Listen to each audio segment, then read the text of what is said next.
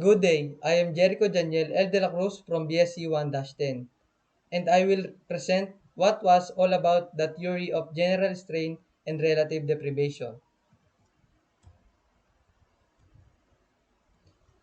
The overview for this presentation and comprises with the details concerning both theories. What is relative deprivation? Relative deprivation to crime? Who discovered relative deprivation? Importance, concept of general strain theory to murder. Let me begin with what is relative deprivation.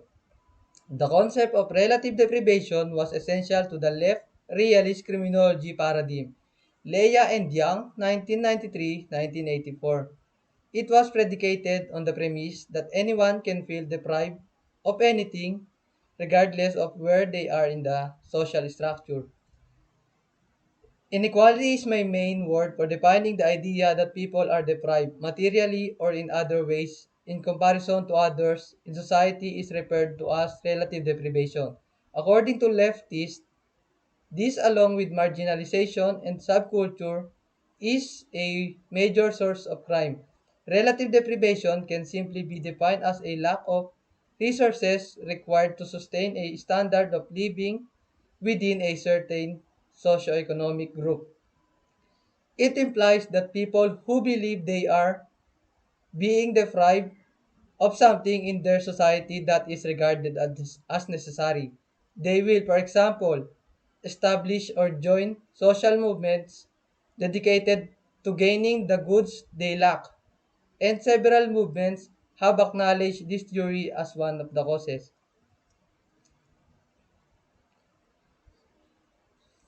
How does relative deprivation lead to crime? By delving deeper into this theory, we might ask, how does relative deprivation lead to crime?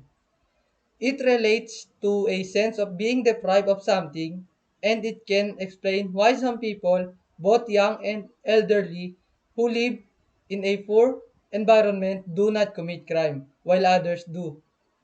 I completely agree that relative economic deprivation was the major cause of crime in left realism criminology since it could explain crime committed by everyone, rich or poor. Furthermore, any crime from stealing to violence might be attributed to relative deprivation. Even when relative deprivation had become the primary cause for crime, I contend that it has ceased to exist. Who discovered relative deprivation? Relative deprivation theory stems from sociology and was developed in the 1930s. Both Gary Ranciman and Ted Gore are credited with developing the theory. This theory will not exist if no one discovers it by pondering more details. In essence, Gary Ranciman and Ted Gore are both credited with creating the notion. The author looks at how social scientists have reacted to the concept of collective aggression based on relative scarcity. The history of this theory can be seen as an example of clear progress in social science. A widely held hypothesis has been investigated and rejected, allowing for the formation of other hypotheses despite the fact that many Gore supporters have abandoned the idea in its original form as a result of generally bad empirical test results. Many social scientists continue to praise it. Only about half of the negative citations were backed up by references to empirical evidence.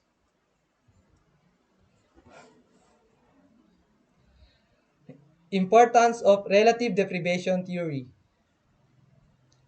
A gauge of inequality. An important indicator of inequitable growth at the individual level. Relative deprivation describes how those at the bottom of an uneven society feel worse in many ways than people at the top. Technically, the concept of the relative deprivation has been significant implication for both behavior and attitudes, as it encompasses stress, political attitudes, and collective action involvement. Also, by the measure of inequality, which is a key sign of equitable progress on a personal level. Relative deprivation describes how those at the bottom of an uneven society feel worse in many ways than people at the top.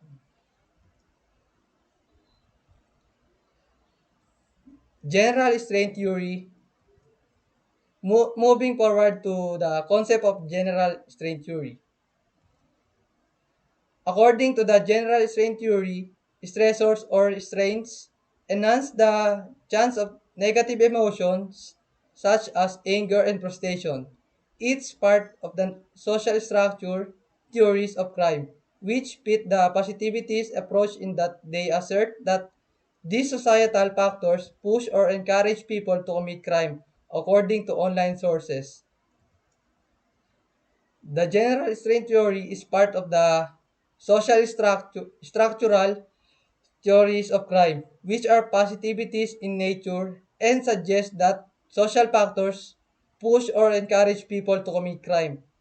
I also agree that it increases the possibility of crime, particularly when the pressures are large, perceived as unjudged, link of insufficient societal control, and put pressure on incentive on criminal to cope. The failure to fulfill a goal, the pressure of harmful impulses, and the removal of favorable impulses are the only factors that general strain theory considers. People who use illegal drugs to make themselves feel better are example of general strain theory, as is a student hitting his peers to stop the harassment they cause. This theory also introduced the tricky sources of strain like loss of positive stimuli and death of family or friends. How does general strain theory explains murder? According to general strain theory, men and women who kill an intimate partner go through various sorts of stress and emotions, and homicide is a reaction to these experiences. I completely agree that these stresses cause negative feelings like frustration and rage. These feelings put pressure on people to take action, and one option is to commit crime. According to this theory, some strains or stressors increase the risk of criminality. High magnitude strains, in particularly, are perceived or as unjust, are linked to low societal control, and offer some pressure or incentive or for illegal copying. However, by inducing negative emotional states, lowering social control, and cultivating the social learning of such behavior, this approach can help to avoid crime or delinquency. What strains cause crimes? The strains most likely to result in crime are those with a large size, are perceived as unjust, and are linked to a lack of societal control. High magnitude stress that are perceived are unjust strains connected with little social control such as parental rejection, and strains that generate a pressure or incentive to deal criminally such as dire need for money are the ones most likely to end in crime. It also suggests that social pressures such as a lack of income or a lack of good education motivate people to commit crime. Parental rejection, strains that create a pressure or incentive to cope criminally. Desperate need for money. How can general strain theory prevent crime? Prompting negative emotional states, reducing social control, cultivating the social learning of such behavior. The application of general strain theory to the prevention of adolescent delinquency shows that initiatives that minimize the amount to which individuals are negatively viewed by others are needed. Negative emotions such as frustration and anger are the results of these tensions. These feelings put pressure on people to take actions, and one option is to commit a crime. Crime can be employed to alleviate bad feelings, seek retribution against the cause of the strain or connected targets, or reduce or escape from stress. This was the references,